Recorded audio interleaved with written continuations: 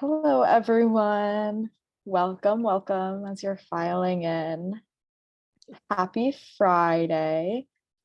Welcome to the Brooklyn Rail's 714th New Social Environment.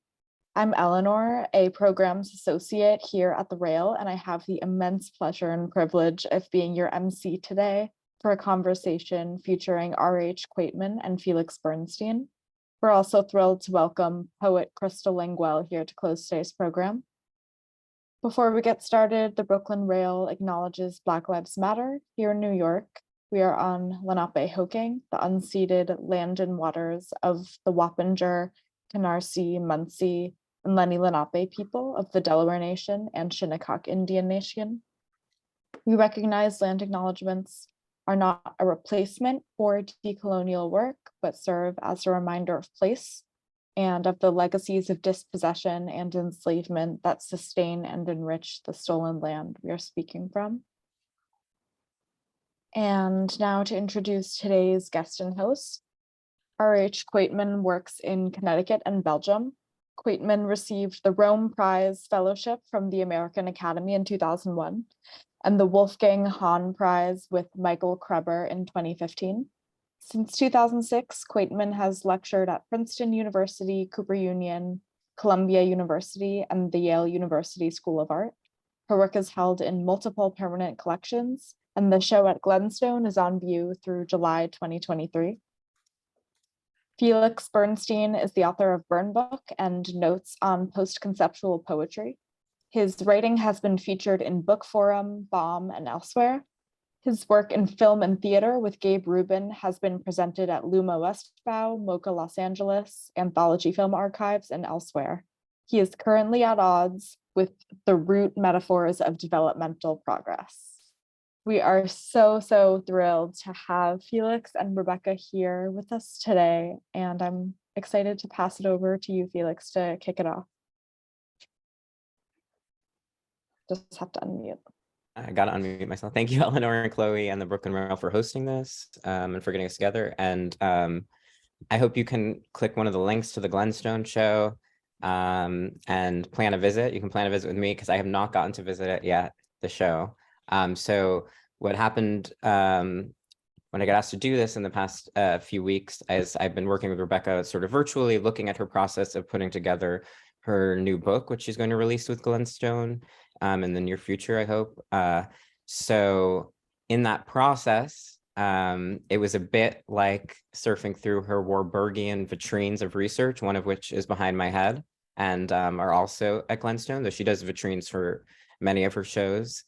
The new book, which will be called Book, is a self-made artist catalog that picks up where her last major collection, Spine, left off, covering the years 2011 to 2019.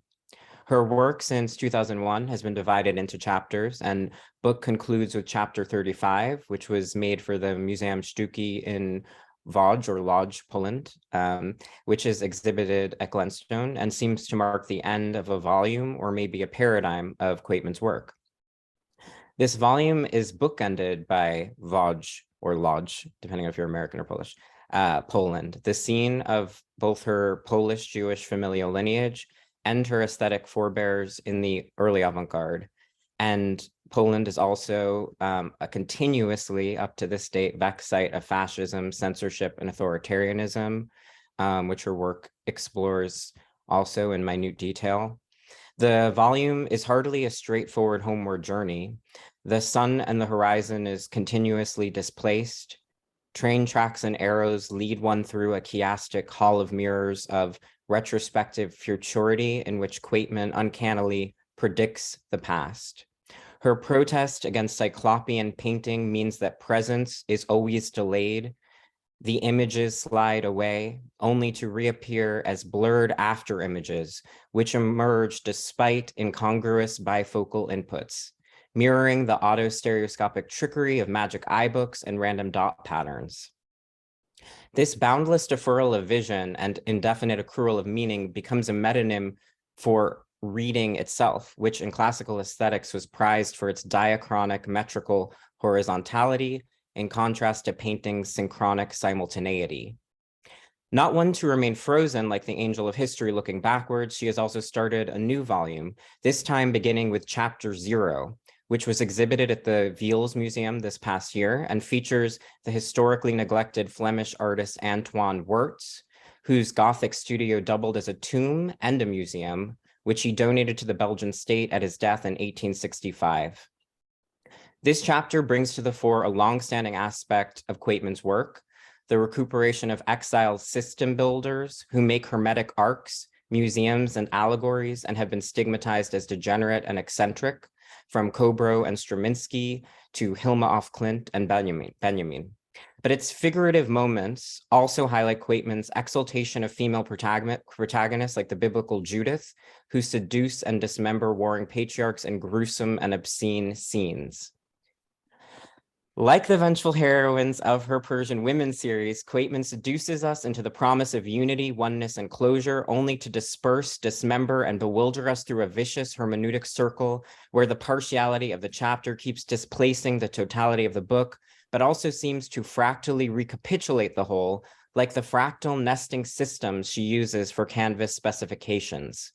Chapter, the word, is etymologically derived, like the word capital, from caput, or head, and perhaps Quaytman's corpus is an elongated spine in search of its capstone.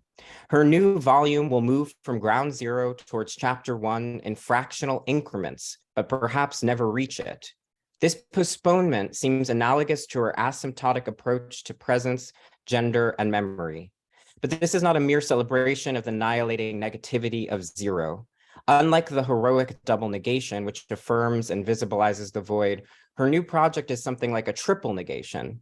Neither side of the binarized digital world made up of zeros and ones is allowed to take precedence, as we are sprawled out in the indefinite infinity of the in-between, a shifting, quavering, scintillating, lenticular perspective, as she calls it. Wow. Thank you, Felix. Thank you, Rebecca, for giving me the opportunity to write and retroactively put together in my own way some of your work. Yeah, no, it's so helpful for me to have to talk with you about it these last few weeks, because I'm trying to write the text for this book, which will cover the last 10 years of chapters, so 15 chapters. And it's just turned out to be a real complicated thing, because I made this decision to call what I do, to structure these paintings as a book in process, I guess. And so it's sort of I think I started calling it a book very innocently in 2001, just as a way to hold separate exhibitions and ideas together, because I really do like to think about art making as a process of thought, basically, of thinking and aging through time. And I feel very strongly that our time, or my time, I was born in '61, to now has probably been one of the most extreme periods in the history of humanity ever. I mean, just let alone population growth in computers. And so I think in many ways the chapter started in 2001, and I ended the first volume or section in 2019 with chapter 35. And I felt 2020 was a time to start again and kind of reevaluate how this book is going to work and where it's going. Yeah, so it's just what I have enjoyed most about having a method. I call it a method and not a system, because methods are open and systems are closed, is the incredible way it took me to places that I know for sure I never ever would have arrived at without it. And so this exhibition at Glenstone is slightly unusual because it's not an exhibition of a chapter I made for the place there, but rather me putting together two different bodies of work. And yeah, I guess maybe we should start the show. Yeah. Start the show. Yeah, I think so. Because I Get realized the show on the road. Yeah, but the challenge of making the show on the road is very similar to the challenge of making a painting, because of course everything, so much is hidden. But I just thought basically this exhibition is in 3 rooms. One very big room, which you see on the right there, a smaller room, and then a room full of 11 vitrines. And it begins with this one piece, which I borrowed back from this one chapter called Utopico, which I made for a site-specific pavilion in Brazil, but the pavilion hasn't been built yet. So I've had these paintings to borrow back for exhibitions now, and I have done so quite a few times because there was something very, very important to me about that particular chapter and geography in general. So I think it's important that this exhibition, the geography that it covers is basically New York to Poland or Łódź, back to the West Coast, LA, and then down to Brazil and Israel. So it's actually, I guess, this kind of box of that geography. And those are places that I was invited to show at. And of course, the location of the place always would influence my choice of subject matter. And this piece, I guess we can go to the next slide. Can you, yeah, this one, that's close up of the center of it. And I was working, while I did the Brazil chapter, Utopico, I also was researching for a chapter I was gonna have in Tel Aviv Museum. And in that research, I happened to be able to see the Angelus Novus in the Jerusalem Museum with my curator, Mark Godfrey, at the time. And I happened to notice, looking at them just in the storage room, they pulled it out and looked on the table. I hadn't been planning to work at all with this image, but it probably is one of the most written about and discussed and used images because of its connection to Walter Benjamin, and I've been in his collection. In any case, I said, oh, I see, it's glued on an old engraving. What is that old engraving? And no one had ever even noticed it before because it's on the periphery, which is something that always interests me also about images and our kind of blindness to the edge of an image. But it took me, when I hung the show and made the Utopico chapter, I hadn't figured out yet what was behind the image. And Utopico means matter, like stuff, like the matter, not space and time, but stuff, matter.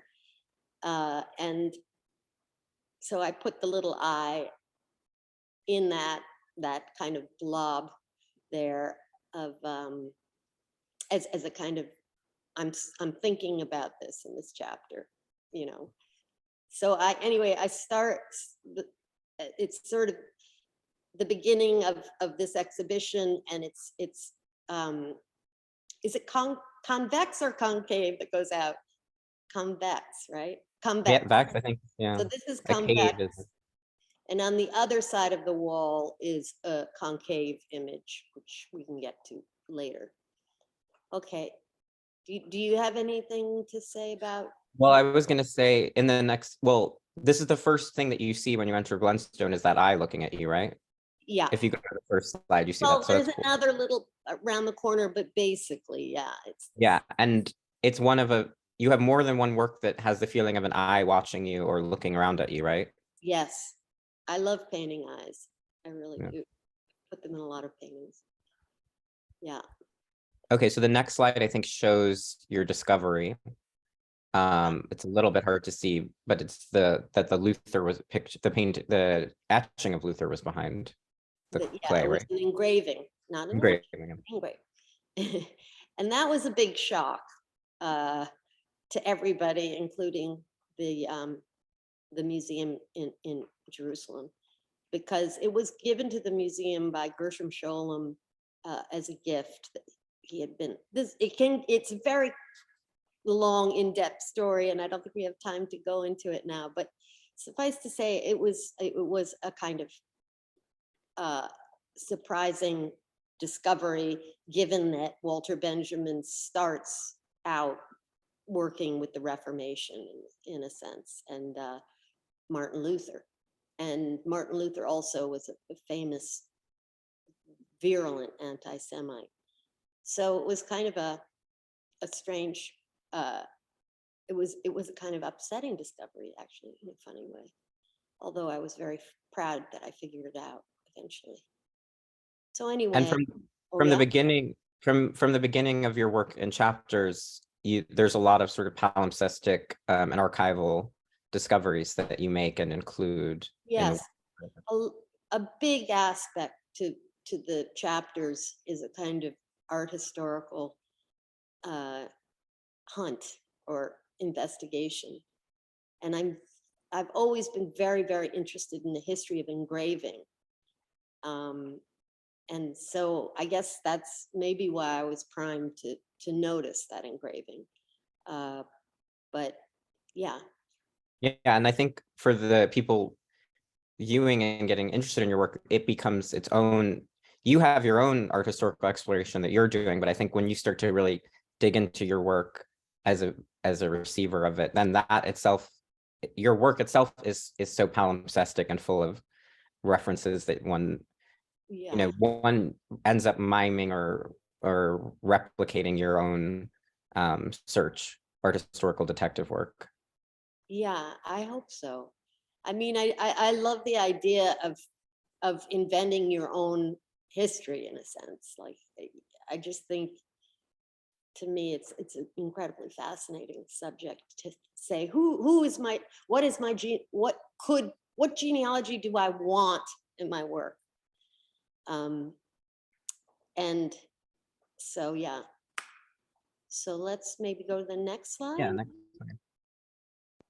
This is the main space, and it shows on the left a big panorama I made for MoCA in LA, and that's chapter 30, and it was called Morning. And I opened that, well, I'll go into that in a minute. And then the rest of the paintings are all from mostly, there's one exception, from chapter 35, which the museum acquired. And it was a challenge because I had to say what is the connection between these two chapters that were geographically and temporally very, very different. And I did have a revelation talking to Felix the other day that the sun is the obvious connection, which I had not realized, because chapter 1 is called The Sun, and the end of this volume, let's call it, is The Sun Does Not Move, chapter 35. And Morning, of course, is another reference to where the sun is. Okay, so I'll just go through this room, and I feel like all the paintings in this room will give you a basic armature to maybe a little bit grasp what I'm working with. Okay, next. You can go to the next slide, Jim. Yeah, so this morning was built for a room almost the same, of course, same size as the room at Glenstone, which was incredibly good luck, thank God, because there aren't many spaces that could fill all that I could see that painting again in. And it's made up of 22 panels, and I have done now about 5 different versions of panoramas. One in one in a V shape, and Brazil was a spiral shape, and then my most recent chapter in Wheels was just one straight wall with paintings on both sides. And the basic idea was I was going to take a trip to the Southwest to visit Double Negative and make a landscape painting, because I do Which is, feel I am just going to say that's, oh, I was going to say that just a Double Negative is Michael Heiser's work from Michael Heiser. 1969. And that's owned by MoCA, so it seemed, I have in the past referenced works and collections of museums where I'm showing. And so it's made, basically what I did was gesso. The gesso in all my panels is very important. It's the foundation of the painting, and often it's just the gesso is enough, and I don't even need to paint on it. But I also worked with indigo, and I became very interested in indigo. And the bottom half is synthetic indigo, and the top half is a kind of indigo called woad, which is from Great Britain. It's kind of what they used to paint themselves with, the British. And in that cheesy movie by, I forgot his name, but anyway, Braveheart or whatever. So then I had in my studio in 3 levels. This is a panel in the center of it, and you see the tiny sun there, because it took the longest time for me to figure out whether this landscape was going to be a sunset or a sunrise, because I knew it was LA, and of course we think of sunsets in LA because it's the West, manifest destiny. The sun goes down there. But that's why I called it morning, because I also liked and was interested in the sadness of the word morning, you know. And also I at the time very much was preparing for Trump to be elected. I did believe he would be elected then. And so I thought morning seemed a good word. Most of my titles have double meanings. I made it so it's red, white, and blue, and then it flips, and it's the Russian flag on the other side. Just a little minor note. Is this a sunset or a sunrise? I don't know. I mean, the thing is, it's a lateral read from light on the right to darkness on the left. But on the far left, this big wedge of lacquer comes into the landscape. And that, maybe there's another image of that? Yeah, the next one. The next one, yeah, like this. And it was very high gloss. And I wanted a color that looked like a turned off TV screen. And so it goes to the darkest indigo at the center, but also to light. So it could be either a sunrise or a sunset, you know, in a sense. And it's lacquered and reflective, so you can see the other wall and yourself. Yes. Yeah. And then it ends, or near the end is a print, right? Yes, I hung this little painting on the painting, which is a reproduction of a print that I had discovered in Venice when I was doing chapter 22, Emodi, where I really got interested in this printmaker, Marc Antonio Raimondi. And this image in particular has fascinated me for a while because, first of all, it's a print of a lost painting. And it's now called The Dream of Raphael. But when I first started researching, it was called Hecuba's Dream. And somewhere along the line, the title changed. But Hecuba was the mother of Paris. And she had a dream in which she gave birth to a torch. And the torch ended up burning down a city, which was supposed to have been Troy, basically. Here's the image. And I always thought it was so interesting how compositionally it's exactly like the Judgment of Paris. Like I'm even wondering if it's the same plate or anyway, that those kind of monsters on the bottom right there are a little like, I don't think we included a Judgment of Paris image, but yeah, it's pretty foundational, that image. So I like just the mysterious nature of what is going on in this image. And is she dreaming? Is the doubling of the two women a way to show dreaming, or is it two lovers, or is it a mother and daughter? Or what, you know, it's and it's so I think strange thing about it. Yeah. with Raimondi and the fact that it's called Dream of Raphael sometimes, and it seems like a lot of times you're attracted to art historical things where the authorship and the reproduction is sort of included in the mystery. Yeah. And in this one in particular, it's like the title keeps changing as it seems like art history moves on. Yeah, that's true. Yeah, so okay.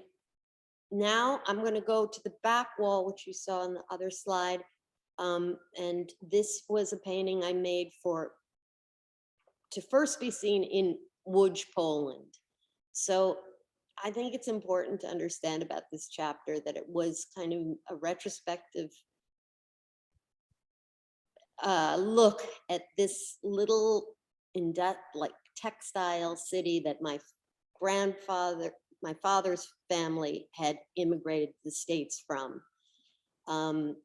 And chapter 1 had referenced my grandfather, Mark Quaytman, who died in a train wreck, basically. And anyway, when I went to Poland first in the 90s, late 90s, and then again in 2004 or 5, I got more and more interested in these two artists, Kobro and Straminski. But first, I'll just mention that the painting next to it is an X-ray that I was able to use from Museum of Modern Art in New York of Malevich's white on white painting, which I just thought was so incredible, how all the painting underneath the white and white painting.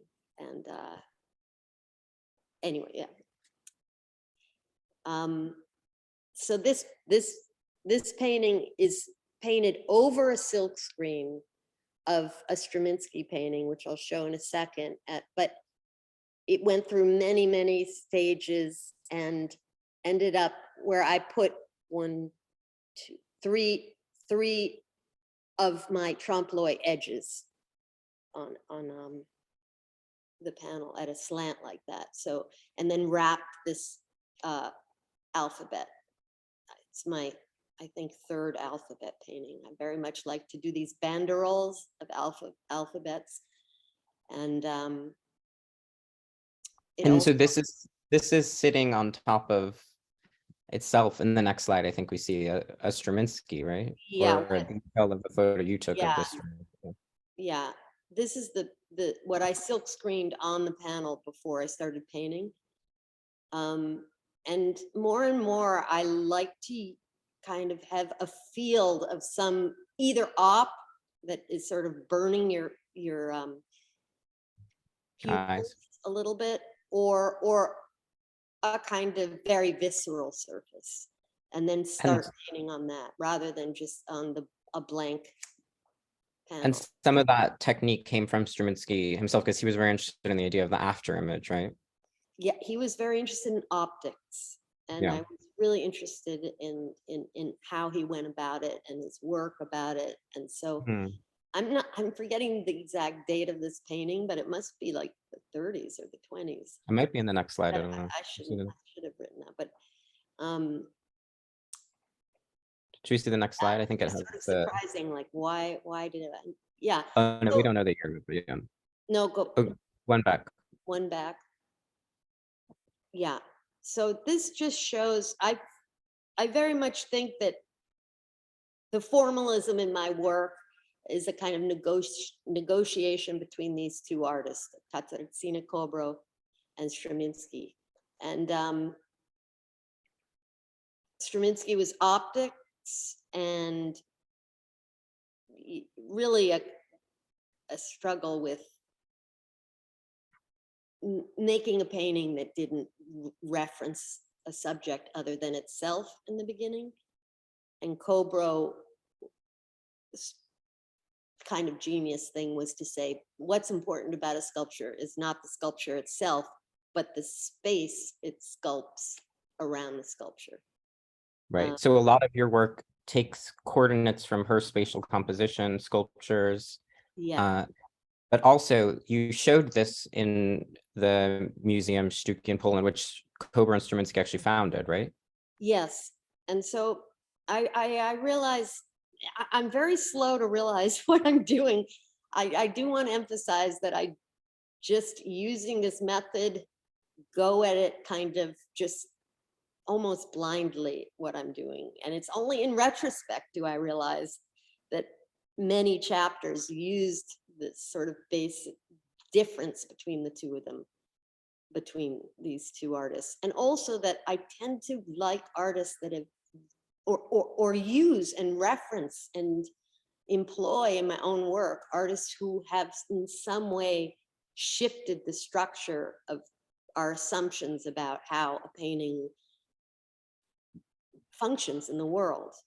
Yeah. So we have Hilma af Klint, who says all her work is one. I think also gave me this idea about making a book and this kind of urge to keep it all the work as one. Yeah, so for Hilma af Klint, Kobro and Struminsky, and also Wirtz, they all have an idea that their work should be also hung in a certain way and in a specific architecture. They kind of have, the museum is part of their they take practice. charge of as many kind of aspects around the artwork as they can. Yeah, so I think that the next slide shows, like, I think the most intense aspect of that taking charge, which is this nesting system you used that you got from Kobro. And has something to do with the golden ratio and the Fibonacci sequence and squares and rectangles and fractals. Yes. We don't know how, but somehow. Yeah. But the canvas is. The only way to figure it out is to draw it yourself. And I urge everybody to just go. I should put a link up to my favorite geometry YouTube guy, because you only understand it when you draw it. Really, I believe that's one thing I love about geometry is drawing it. Just it is really magical how it works. You can't, it's kind of. So this determines the canvas size, but also in the next slide, I think you say how, or you don't say it, but it looks like it determines also the way you hang the paintings, which itself is quite unusual, right? Yeah. So some are on the floor, some are eye level, some are turned around. So in other words, all the geometry of all the paintings that look like different sizes are all related to each other geometrically. And I really believe, because one odd thing about my work is all the paintings often look quite different, and you could feel like you're walking into a group show, not a show by one artist. But I noticed that if there was a consistent geometry, it's like plugging in a circuit, like something connected between them that enabled me to work with the paintings as if they had their own grammar, in a sense. Like and that one painting would affect the painting next to it was important to me. So for example, all the spaces between these paintings are based on the paintings around them and the mathematics of their measurements, I guess you could say. And also another thing is many of my paintings I can turn in any direction, and I often paint them, turning them all the time also. How do you decide if you're going to turn it or not? I just, it's a freedom I have to do that I find very valuable. Yeah. Because every room treats the painting very differently. Right. And every group of paintings is a different set of problems, I'd say. So you make so you sometimes make the decision about whether or not it's going to be turned when you're actually in the space installing? Yes, often. Okay. Mhm. Awesome. All right. Should we see the next slide? Yeah. Okay. This is kind of a weird joint, confused me to no end that it's 2 chapters in one little bit. And then, well, I started, I forgot when I started using shelves, because, you know, just like in my studio, I really like when I see paintings leaning against each other. And I like, so there's not only relationship hieroglyphically, but also depth-wise. And so this, So we're looking, just to clarify, we're looking at a little blue shelf. It's kind of flattened in the image, but there's like a little blue shelf on the chapter 35 painting, and then resting on that shelf is the chapter 1, is a painting that you borrowed back from chapter 1. no, I have, I own Or that. that you borrowed from yourself. You Yeah. reused. I just threw it in the car on my way for the install, because I like that it's chapter 1, and also it's Washington, and you know, Glenstone's outside Washington. So Right. So and what is it? It's a statue of George Washington from the Queen's World's Fair. right, from the Which is 1939 connected to your, World's Fair. which is where your grandfather and My grandmother died. both of them were killed that night. Were killed at the World's Fair, or coming back from the World's Fair. And it was like the weekend celebrating the automobile. I remember. I found all these strange coincidences in that chapter.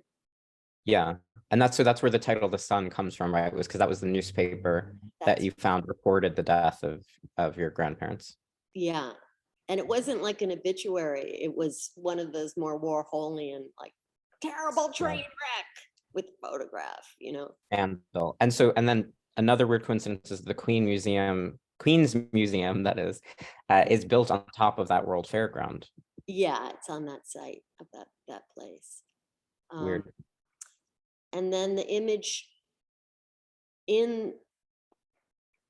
also you can kind of see my geometry here. You can see the square and the smaller, you know.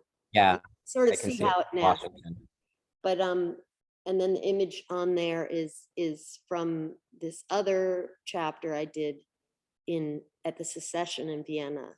Is the next image that? Yeah, the next one shows it's from an Otto van Veen piece. Yeah, it's that woman, right, flashing her body. Yeah, it's here. That one on the left, the Amazons and the Scythians. So I mentioned this in my intro. I was comparing you to these women because what they did was they would seduce the soldiers by flashing them and then kill them, right? Something like that? Wait, no. I think I'm confusing your stories. I'm confusing Judith. The Amazons and Scythians succeeded in getting together because the Scythians let the Amazons live separately and not become wives and mothers and continue to fight.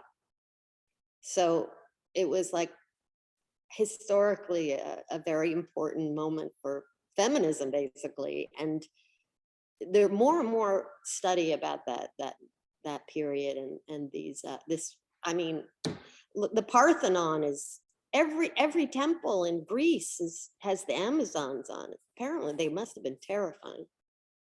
So anyway, they found these 2 paintings behind a wall in the top of the Kunsthistorisches Museum in Vienna, which is one of the most beautiful, my favorite museum in the world, basically, I think I have to say. I just know this art historian who's friends with that art historian, and they were like, she wanted to show these paintings and restore them because they were in very bad shape. And so my friend said, oh, maybe Rebecca would like to be involved with that. And so what happened was I was given access to photograph the paintings while they were being restored, and given permission to use the images. And then I sold a painting in the process and used that to help fund the restoration by selling that painting. And so anyway, I did that. Yeah. I mean, that's what's complicated, because I did a whole very elaborate panorama about these two paintings, actually. But so can you explain, why are they flashing? To humiliate the enemy? The Persian women, they Yeah. think, they're not sure, but they think it's from a book by Plutarch called On the Bravery of Women, that recounted very ancient stories where women saved the day. And in this one particular instance, the men were losing the battle, and they were coming home at night, and the women all came out and showed them their genitals, and that is basically so terrifying, even the horse couldn't take it, that they had to go back and win the war, because otherwise, I guess the message is, you lose. Okay, like, go back. Yeah, there's Right. nothing waiting for you here. Yeah.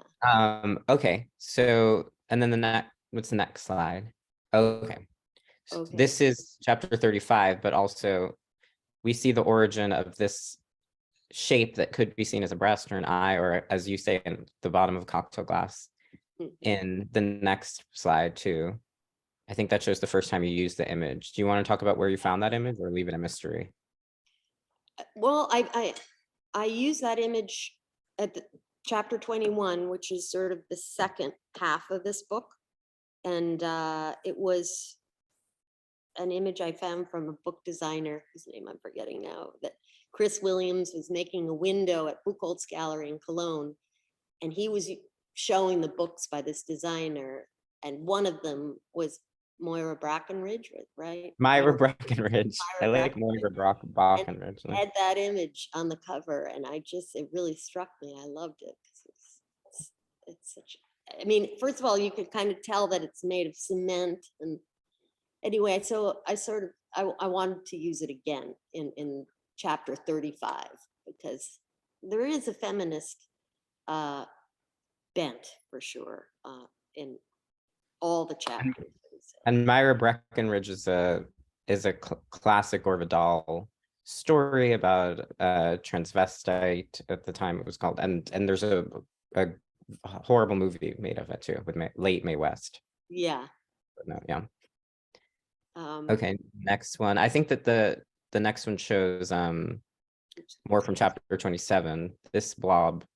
Yeah, so we're leaving that little room, going into this other smaller room, and on the right you see this big earth-like shape coming out, and that is also made for this group of paintings for Brazil. And it was just such a kind of crazy process, because I had done the one you see at the beginning of the show, of the black with the eye with the Angelus. That and a few other paintings were beginning to use this foam idea. And then I just, with me and my assistant at that time, Peter Munwiller, I said, let's just really make a huge blob, like as big as we can, and see what it's like. And then I guess the next picture. Yeah, the next slide shows the blob, I think. Yeah. So it wasn't meant to be like that. Well, yeah, I a didn't monster. know what it would be, what was going to happen with that, until I was looking at it, and finally I said, oh my God, Brazil, it's Brazil. And then I painted it like the earth. I mean, South America, it looks like South America, the continent there on the right and the left, you see it. So, yeah, Okay, and then the next one, I think we're gonna have a video display too, because Yeah, so it's called Dear Johns because you wrote a letter for the Whitney I, retrospective of Jasper Johns. yeah, I was invited to write an essay for the Jasper Johns retrospective, and I ended up focusing on his American flags and kind of writing a Dear John letter to him, which we broke up. We broke up, but then I thought, oh, I better do my own, it's only fair that I should do my own flag. And I had one large panel left from this chapter that I hadn't brought to Poland. And so I was going to show this chapter also at Serralves in Porto. And so in that space in between Łódź and Porto, I worked on this painting for, I guess, about 4 months or something. And yeah, maybe. Yeah, let's see the video of, so the video you made, I mean, it's not going to be in perfect quality, but it's like a time lapse of you making it. Yeah, it shows, yeah. It shows a lot of hidden figures, including there's Trump and Martin Luther and the crawling woman from Muybridge, all sorts of things that you can't really see at the end. Mhm. Oh, Singularity Black. Yep. Someone mentioned that in the chat and they were Yeah. they caught that, yeah. That's the abyss in the flag, right? So it starts with that, the Fibonacci spiral. yeah. And then an op pattern I printed at a tilt. Ag. So all the sections are the size of my panels. So Oh, yeah. it was the first time I ever worked on one painting, but there's sections in the size of the panel. Like the star is, The squares and rectangles, that is, yeah. right. So yeah, it just basically gives you a, We're looking at it one more time. yeah. It's hard to, we're getting a sort of broken version of it, but so this was over a period of months. Yeah. Is there always so much in the process of making one of your works that gets obscured by the end? More and more, because more and more I've started, like at the beginning 10, 20 chapters, if I silk screened, I didn't paint on the silk screen that much. Right. Now I paint a lot on the silk screen. Like often you don't even see at all the silk screen anymore. Although the flag only has the op pattern as a silk screen, but because in the first book volume of the book, it was the hand painted was a special work called the caption, but you no longer have that division, right? yeah, because now I'm painting on all the sizes. I had Yeah, I a lot love of this. phobia about painting with a brush. You got over I it. still have it. I still have a phobia. Oh, okay. I'm All still right. slightly embarrassed about What's next? What's the next slide? There's the Singularity Black. That's what you saw. it in the center. Okay. Okay, so So this is, yeah. yeah.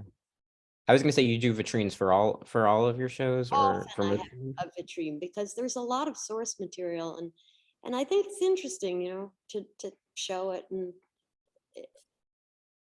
people seem to like to know this stuff. There's always this question about talking too much or showing too much,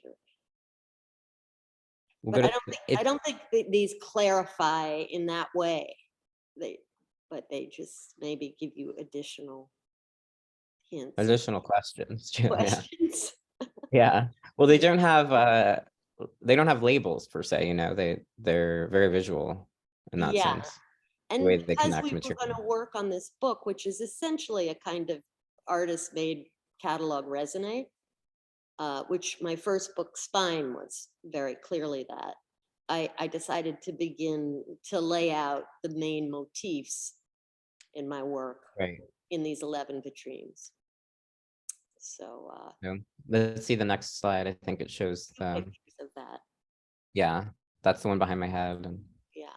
this shows a lot of Polish, some of the Łódź stuff, Yeah, right? that's the sculpture by Kobro that I rebuilt and got a lot of ideas from doing that, and the Straminsky, and I made for chapter 1, The Sun, I made a kind of train schedule of paintings. with Wow. the sizes and things like that. And I saw this beautiful pattern on the floor of a factory, an abandoned factory in Łódź, and I used that in a painting. It was important to me, that motif. And the squiggly Straminsky, what is that of? On the That's upper right. one of the things that really also I really is interested in Straminsky is he made the first drawings, the first artwork that I know of acknowledging what was happening with the Jews, because many of his students were Jewish, and Łódź had a very famous ghetto. And so he made these incredibly sad drawings of mother and child in the ghetto. And actually they're in Israel now, these drawings, but they used his kind of way that he was drawing and moving out of abstraction into figuration.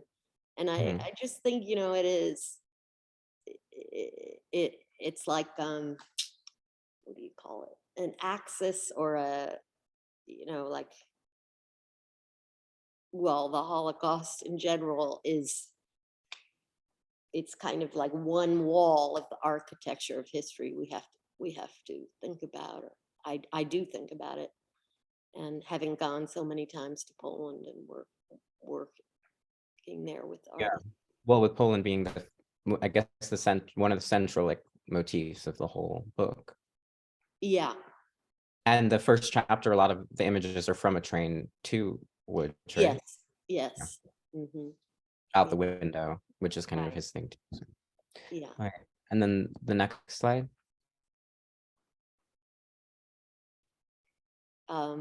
These are some things about the landscape of mourning. Because that's the photo that you used, right? Of double negative with your son standing in the middle. Yeah, that's Isaac standing there.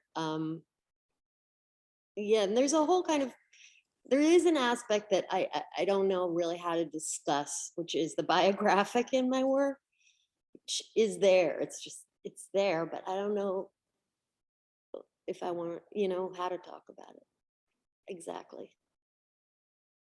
But the double negative you made on a road trip with Isaac, basically, right? Yeah. And the other images are also around double negative. One is Martin Luther with his head cut off, right? Or cut out. Yeah. Yeah, that's Martin Luther. And then that was from a Raimondi print. That's a long, complicated story. And then that's showing, it took me the longest time to figure out if this landscape, where the sun would be, or how to make a feeling of space. So on the top right is kind of printout of one of my early drawings about that. That just gives you an example, because all the vitrines have a background of one of the panels in mourning. So. And the bottom image is that's from the Hilma Klint chapter, no? Yeah, that's the circle is from the Hilma in the Guggenheim, where I made in every bay of the Guggenheim. That's actually another panorama in a sense, because the circle went against architecture. The circles all stayed straight. They didn't go down. Right. Because usually when people hang things in the Guggenheim, they adjust it. And you kept it. Yeah. So it's kind of like seasickness created from that. Okay. And then the next chapter, I think, is chapter 0, or is the influence for chapter 0, which was the Wirtz Museum. And how did you discover Antoine Wirtz? Because he's virtually not written about at all, except briefly negatively by Baudelaire and somewhat positively by Benjamin, but otherwise not at all. Benjamin cites him a lot. Because, anyway, it was just, I'd always heard about this crazy museum. People would say, you got to go to that museum. And then I was supposed to do a show with Brothars on 2 floors below me. And one day I was trying to find what to focus on. And I'm okay, finally I'm going to go to that museum. And I just was overwhelmed by this place. It's rare when you're just really shocked and baffled and moved, frankly, by a museum like that. And so I spent the next year, 2 years almost, trying to figure out a way to work with Weirtz and explore what was happening there. Right. And so when you did the show, it was with Brutus, and Brutus also actually not only wrote about Wirtz, but also quotes him in one of his museum. He's a big supporter of Weirtz. Yeah. Because also Weirtz was he made his studio, his museum, his country, and it's every genre. And I felt it was feminist, had a feminist and possibly queer aspect to it. So yeah, well, he also developed the prototype for Lady Liberty.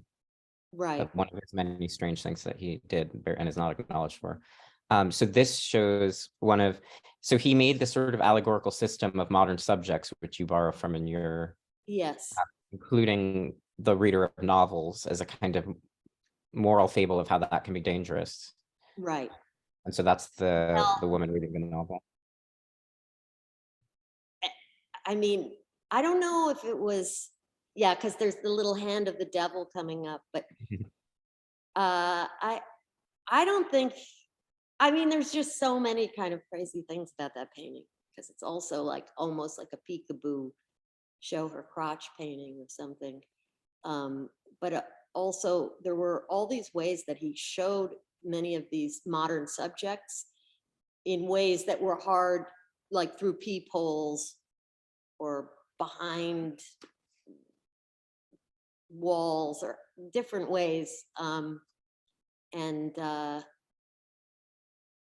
Yeah, well. Yeah, that's why his museum, the other thing that was written about is that it was sort of like a Gothic, like House of Horrors, or like considered sort of in this, like a place of trickery and not high art, and was Right. viewed in that way by many. It was sort of like film, his subject matter, where like what the kind of subject matter that became what we're used to seeing in films, he was painting.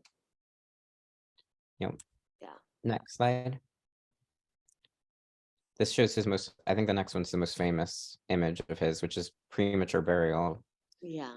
Um, So this is the painting I first did, and this is like the beginning of COVID, and it was just so satisfying and fun to paint that. And because I would never think to paint Premature Burial without going to the Wirtz Museum. It kind of gave me license to paint these kind of very dramatic subjects that I couldn't have otherwise. Gothic subjects. Today I read an article that said he was the Ed Wood of painting. Well, kind of true. Maybe. And so this is weirdly, like, I think it's like he made this painting about the cholera epidemic, but it's like a few years around the same time Poe wrote his Premature Burial story. So he has a lot in common with Poe, but the difference is that Baudelaire hated him. Baudelaire hated Wirtz and loved Poe. Yeah. Do you know, why do you think he was so hated? Well, because I mean, there's such massive paintings in the museum that he can't even fit the painting straight on the wall. So there's something almost, he's like Barnum and Bailey of painting. Something really over the top and embarrassing, I'm sure at the time, or like ridiculous. Like it seems like he has the biggest ego you could possibly ever have to do that. Yeah. And there's caricatures of him that sort of show him in that light. Well, he painted one with this gigantic easel, and then he talks about, scrawled these notes in the museum that's there to this day about false modesty, basically. Yeah, I mean, and also another thing is he was obsessed with Rubens and the Baroque. Yes. And it's interesting because that's a sort of, he's quite different, I would, in certain ways, from some of your other, Well, like no, Cobra instruments, no, let's say. well, Van Veen was Rubin's teacher. Yes, Great. that's true. That is an overlap. But someone like Cobra and Stravinsky and a lot of members of the avant-garde really hated the Baroque. Yes. And this kind of ostentatiousness, right? So it's interesting to see you working with these extremely ostentatious subjects and also sort of mix. I mean, there's a mix of very disparate things here because you have that kind of optical aspect with the circle and Yeah. other trademark things, but then also this grave, which also with this female hand, My hand. your hand, that is, with your ring on it inserted in. So I think this is a great place to end, even though you superstitiously didn't think we should end on it. But I think it's a I great, was worried to end on that. I think it's great work. And yeah, and you're making chapter 0 into a book as well, right? Yes, I'm working Yeah. on a book now about Wirtz and my show at Wheels. Yeah, so I think that's a really exciting topic to restart your system, not system, your method with. Yeah. And I think we switch over to questions now, right? Am I correct in that? Yes, Yeah, thank you we- so much. Thank you so much, Felix You guys and for Rebecca. hosting us. This has been, Thank it's been so amazing. It's been such a Okay. treat. So- Thank you so much. We've got a few questions. Our first question will be from our friend GE. GE, you should be able to unmute. Thank you so much, Eleanor. Could you talk a bit about how writing seems to be so important to taking charge and controlling over interpretations of your work? Thank you. Yeah, I am really, I'm worried about that. And I don't want to over prescribe how the paintings are seen, but I am interested in it. Like, I'm just interested in talking about it. And so I end up doing that. And I don't think it really would change how you see the paintings. I guess it's just like looking at anything a little bit more carefully or deeply. But it's very important to me that they work as paintings, I think, in a satisfactory way without any of this information. I really am. That's important. I think on that note, the idea that you have of your paintings as being were they epigrams or aphorisms, or maybe it was both aphorisms, right? Yeah, I like that idea because it's kind of like their aphorisms also are within these larger metaphorical structures of play, but you also can take them away in this very condensed form, and you don't need to know anything about the full context. Yeah. Yeah, thank you. Very much additive aphorisms. Yes, thank you. Thank you. Thanks, GE. Our next question will be from Charlie. Oh, Charlie.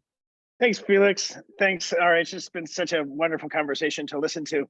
I didn't realize that geometry played such a large part in your practice, and I find that very fascinating. One of the things that I remember Dorothea Rockburn saying, whose paintings also had a lot to do with mathematics, was that, I believe the quote, I'm going to paraphrase, I think it says something like, "You don't need to know mathematics to appreciate my paintings any more than you need to know the composition of water to enjoy swimming in the ocean." I wonder if you feel a similar relationship between mathematics and your painting. And then kind of part 2 of my question is has mathematics always played a significant role in how you structure your work and your exhibitions? Not always. I came to it pretty late after studying Cobra, and also Anne Ting was an architect who worked with Louis Kahn. She was very into platonic solids and things. And lately I'm back into it more than I've ever been. And I'm trying to, just teach myself how to draw a pentagon and things like that, because I just think it's very fascinating, the kind of mental growth you experience just trying to draw geometry, just simple geometry even. and I do think there's a real beauty in geometry, but also there's something a little bit worrisome about it. It's like it can go dead fast. But I just also was tired of, or not tired, but I was uninterested in deciding every time what size should the panel be. So I wanted something where I didn't have to worry about that anymore. That it was just, you could either have, 10 of this size or squares or rectangles or whatever. So it kind of made its own, it generated things that I never would have understood it could, in a funny way too. But I'm no good at math or anything like that. I'm really not. So Thank you. yeah. Thank you, Charlie. Next, we'll hear from Fong Louie. Are you Thank able to? Noah. Thank you. Thank you, Rebecca. Thank you, Fong. Thank you, Felix. So in regard to geometry, I Mhm. just draw this joke from a friend of my 7-year-old son. It goes, what does a triangle say to the square? Uh-huh. You know? I don't know. You pointless. But that's not true. The circle, not the square. It's got to be the circle. To go around, No, but listen, one thing I just want to ask, which I always wanted to, anyway, I remember meeting your father, Harvey, Yeah. Laurie Aston's home.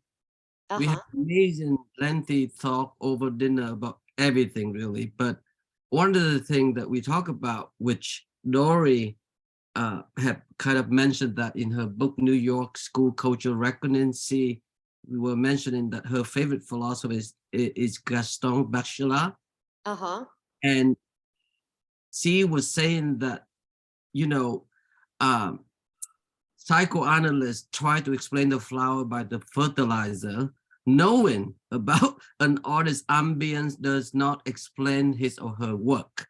In other words, at the same time, in close scrutiny of the components of the fertilizer is undeniably have something to do with the flower. So it's very interesting because I'm super happy, we're happy to have Felix in conversation with you. It's just because Felix's father is a poet. Yeah.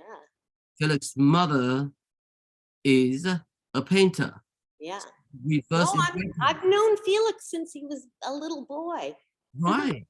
But that's my point. It's like, so you similarly, your father's a painter and your mother is a poet. So and yet it's That's very right. identical.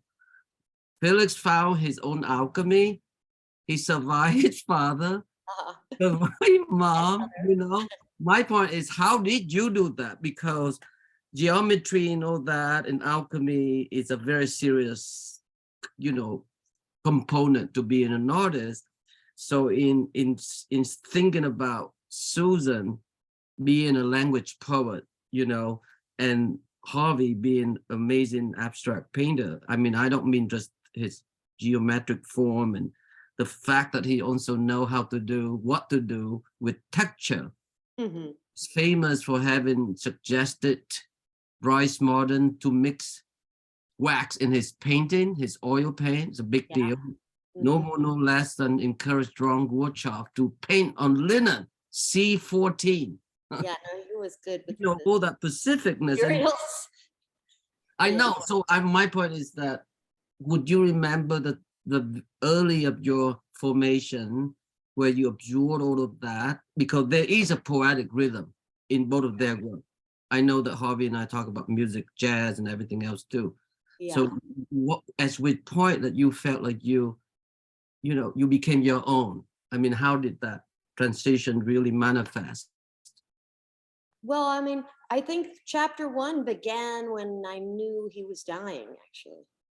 And I think that's why I focused on this accident that he didn't know anything about and I didn't know anything about. And then that brought me to Poland. Like it just working through mourning, actually, in a funny way, was a way to begin saying it's all one, or it's a progress, it's a process. But yeah, no, I'm extremely influenced by my father, for sure. I mean, I guess I was saying to Felix, you know, my mother's Protestant, American, Irish, and my father was very, very Jewish. I mean, he didn't go to temple or anything, but he really instilled in me my Jewish side, and I really got interested in that aspect of Hebraic thinking around the image, and you know, word versus number versus image, those kind of ideas. Really, I love to think about those things and read about them. And but maybe I'm going to have to some point go over to the mother side. But the book is probably the mother side. Just calling it a book. Yeah, I was gonna say that. Also, my studio's right next to her house, so we're very close. I think I said that I borrowed your own terms of this lenticular perspective, which you were making as kind of a reference to the fact that you do use lenticulars also. Yeah. But in the context in which you brought that up was saying that there was a tension between your mother and father that was quite intense, and that you're used to having this bifocal as opposed to unifocal view of Exactly, yeah. art. Yeah. I really like, I had a horoscope once, like computer generated, and it said, the one thing about your characters, you love bringing two things together. And that's so true. I really love putting two things side by side and trying to make them communicate. I don't know why, I love it. It produces this tension, which is the scintillating optic stuff too, which is like two very similar line patterns. And it can be, for some people call that a headache, and some people find it stimulating. Everyone has a different reaction to that. But well, I have to compete with the computer screen, so I feel like the op does that a little bit. Like, well, I'm happy that we met, I think, upon Harvey's last show at David McKee, upon his passing. Must have been in the summer 2002, Rebecca. That's right. Yeah, so look, it's just terrific to see that somehow Felix survived and he's doing it with love, you know, and you do the same for your respected parents. So I'm very happy and proud, and can't wait to fly down or take a bus down to see the show in Gladstone. So congratulations. People can do that. We've survived premature burial. Yeah, thank you, Eleanor. Back to you. Thank you so much, Vaughn. Thank you. Thank you. Yeah. Rebecca, I wanted to ask you a question. I'm really interested in the way that you and your family's Jewish identity plays a role in your art making. And I was wondering if you could speak to how those may have developed in tandem or how they've affected each other. Well, it was just my paternal side. You know, just first the Lower East Side. I lived on the Lower East Side, and then going to Poland. It just also was I wanted to get at a kind of art history outside of American art history, and sort of delving into the Jewish side of my beginning as a painter, which was my father, just led me down that direction, and I found it very fruitful to think through the histories of like Walter Benjamin and Gershom Scholem and the Kabbalah and Hebrew and Gematria and everything. I just get very fascinated by it. But you know, I'm not practicing Jew really, but probably if I had a choice, I would choose that way. The ostrich feathers are also part of Oh the yeah, the Jewish. ostrich feathers, because apparently my family were ostrich feather dealers. So I used the ostrich feather in the gesso in some of those paintings, and yeah, just all different things, you know. It's like I say, it's like a wall that you gotta think about. For me, it's a coordinate or something. It's like the XY coordinates. It's one of those coordinates that is on my mind for sure. Yeah. Thank you so much. This has been so wonderful, and I just want to express some more gratitude to you, Rebecca, and to Felix. Very much. And thank you everyone for your great questions. We do have a tradition here at the Rail of concluding our events with a poetry reading. And today I am thrilled to welcome our poet laureate of the day, Krystal Languell, to the stage. Krystal lives in Chicago, where she works for the Poetry Foundation. She is also a publisher, editor, and author of 3 books of poetry. She holds a BA from Indiana University and an MFA from New Mexico State University. Thanks so much for being here today, Krystal. Thank you. And that was a really amazing, interesting talk as well. Thanks to both of you for your work. I have just a little cold, so I might sound a little more nasally than my Midwesternness even usually does. So apologies if that happens. Also, quick note on my bio, I no longer work at the Poetry Foundation. So it's been about a year. So sorry, I didn't clarify that before. But I'm proud to have moved on. I'm gonna read 3 poems, which appear in the current issue of the Rail.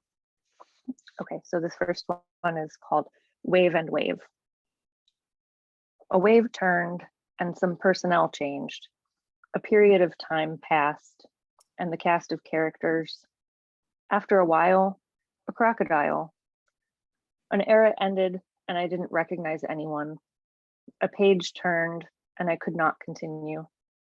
A nip in the air and the area now unwelcoming. A shift in wind and the air became gauzy. Almost rerouted, a significant pause, followed by resumption of activity. He wondered if he was making the woman crazy and got a little thrill from the idea. I found a special rock and dreamt I touched my lover in a classroom. I further licked his fingertips covertly. Every action, another open secret. 15 years, half mourning exclusion. I was a thin problem. He was of it. The hurricane I wanted to be. In corners and under tables, the scene. I'm in a towel at the hotel pool. I can feel the looking at my halo. In a doorway, pulling up a borrowed dress. The committee did not accept my plea. The red escalator descends fast. Beneath the riverbed, a god of death.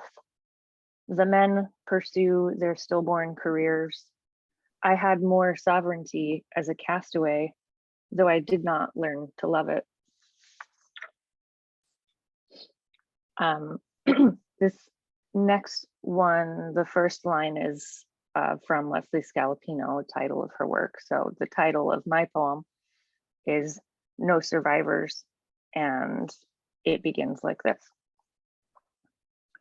Considering how exaggerated music is, considering the thickness of materials, considering the look of the sky, considering how busy the animals seem.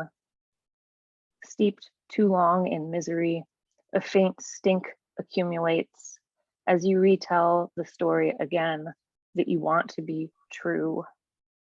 A patch of skin burns intermittently at the touch of metal or water. No one gets out alive, and even some get out sooner than that. And this other pain too, considering how perforated your heart is, considering the background noise, considering another search of the rubble.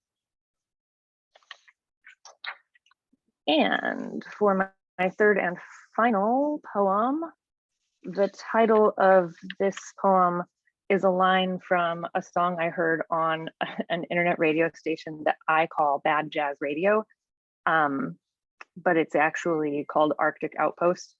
And so the song that this title is from is called November Twilight from 1956.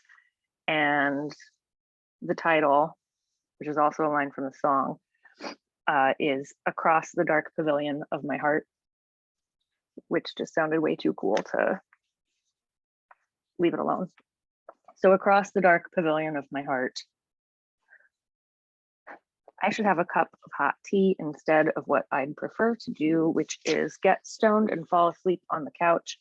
I will instead hit a medium tone in between where I retain the self-awareness, but less of the performative gestures of freedom, like falling down and forgetting things. Baldwin, Cave, and Berrigan are who I've been reading, and I wonder if the male perspective, it's what's got me feeling blue. It's so inflexible in its confidence. I do have freedom, and that's what is confusing. The choices I need to activate rather than push through like I'm in a cobweb. If I write a poem, it'll come out a litany for what I can't control. Animal, vegetable, mineral. I don't mind watching the sun move. It all sounded a bit LA to me, but my friend suggested a new kind of therapy. I'm boiling some water now, so I did do it. I made the tea that says it's from the forest in Bulgaria. I'll trust anything at the market. I look up at this purple cabbage, bigger than the moon, on my wall, and my neck aches, and I think of who to blame. The new Berrigan book makes me wonder if the plastic gears in my head are enough, if I could turn on a faucet. I was only trying to help, and what did that ever do for anyone, including me at my least ironic? Who is the real faucet around here? Let me ask you this. Will I notice the gate to pass through, or will I miss it while I'm being too serious? I have ruined entire weeks intervening. I tried a prank for a change of pace, but it didn't come off. Some fundamental daydream. I was wondering if I could notate thinking, arrangement with a funny feeling. The tea turned back to earth and matter. The salt in my throat doesn't fade. I can keep a thought alive. I stepped away and left no zero, a velvet curtain to keep clean, and an incredible purple cloud. I kept getting into these situations. Under my thumbnail, the skin burns from the pepper I cut up earlier. An aggravation I have to wait out. It's a deceptively simple process. Thanks. Thanks for having me. Glad to be here. Thank you. That was beautiful, Krystal. Thank you. Thank you, Krystal. That was fantastic. And thanks again to Rebecca and Felix. We'd also like to shout out Kevin and Yuri and the extended team from Glenstone for helping with supporting today's event. We'd also like to thank the Terra Foundation for sponsoring our NSE program and making these daily conversations possible, as well as for their support of our growing archive, which you can view on our YouTube channel. For the past 22 years, the Brooklyn Rail has provided a platform for the arts, culture, and politics through our monthly publication and our public events like our daily NSE. This holiday season, help us sustain our work and reach our goal of raising $150,000 this month towards the Rail's writers, editors, and operations. Your support will help keep our issues and events free, and you can donate via the link in the chat. And join us on Monday at 1 p.m. for a conversation with Robert Storr, David Sally, and Fong H. Bowie on the event of Alex Katz's Gathering at the Guggenheim. We will conclude with a poetry reading by Parker Menzimer. And on Saturday, if you're free and in Brooklyn, join us at 5 p.m. at Singing in Unison Part 7 in Industry City for the Brooklyn Rails holiday party to help us bring in 2023. It's going to be a blast, so we hope to see many of you there. And can now turn on your microphones and say hello and goodbye as you head out. Thanks so much for joining us today, everyone. Have a good weekend. Thank you. Bye. Thank you very Thanks, much. Felix. Thank you. Thanks, Crystal. Great poem. Thank you. Rebecca. Thank you so much. Thanks. Thanks. Bye.